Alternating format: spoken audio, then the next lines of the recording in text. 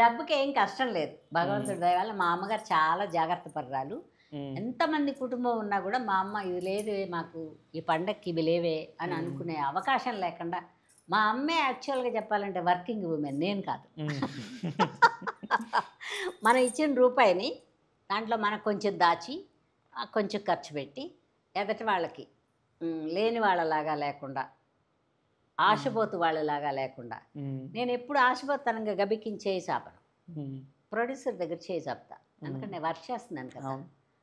తండ్రిలాగా నా లెక్కలో ప్రొడ్యూసర్ తండ్రి.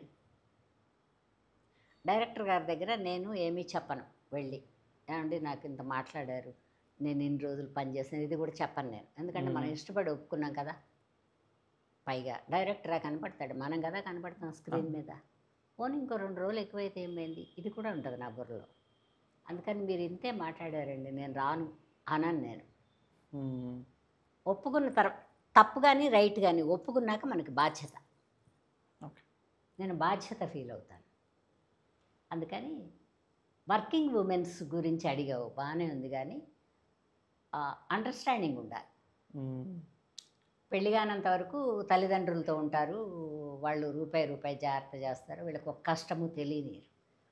అదే పిల్లకి పెళ్ళయింది అనుకో, ఇంకో ఎంప్లాయీకి ఎవరికో చేశారు, పోనీ ఎంప్లాయీ కదా ఎవరో వ్యాపారస్తుడికి చేశారు, అప్పుడు ఏమవుద్దంటే ఇతను కూడా ఆవిడతో సహకరిస్తే ఆవిడ వర్కింగ్ ఉమెన్ అనుకోదు.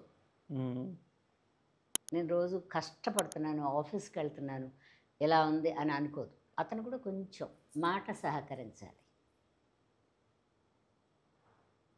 అట్లా పర్వాలేదులే ఈరోజు వండకపోతే పొద్దున ఉండింది ఉంది కదా సరిపెట్టుకుని తిందా అన్నాడు అనుకోండి, బోళ్ళంత బలం వస్తుంది వర్కింగ్ ఉమెన్కి.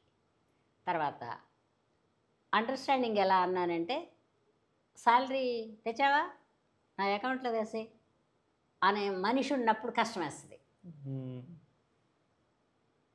అసలు ఆడదాని శాలరీ గురించి అడగకపోతే అతనికే ఇస్తుంది. నా దగ్గర ఇంత ఉన్నాయండి, మీ దగ్గర ఎంత ఉన్నాయి, పలాంద కొందామా అని అడుగు. ఆఫీసులో చాలా ఒత్తిళ్ళు ఉంటాయి. ఆడవాళ్ళని కదా మగవాళ్ళకు కూడా ఉంటాయి, కాకపోతే వాళ్ళు చెప్పుకోరు, మేము చెప్పుకుంటాం. మగపిల్లలకు కూడా కష్టం ఉంటుంది. ఇప్పుడు ఎవడో యారగెంట్ ఆఫీసర్ ఉంటాడు, ఏదో ఒకటి అంటుంటాడు వీడిని, వాడు లోపల బాధపడతాడు. కానీ నిజంగా మగపిల్లల బాధ వర్ణనాతీతం. ఆడపిల్లన్నా ఎవరి దగ్గర అని చెప్పుకుంటుంది, మగాడు చెప్పుకోడు, ఏడవలేడు. ఆ ఏడవలేక స్వతంత్రం ఎవరి మీద ఉంటుందో, చెల్లెలు అక్కో ఎవరో ఉంటే వాళ్ళని విసుక్కుంటారు. విసుక్కున్నారంటే వాడు ఎక్కడో సఫర్ అవుతున్నాడని అర్థం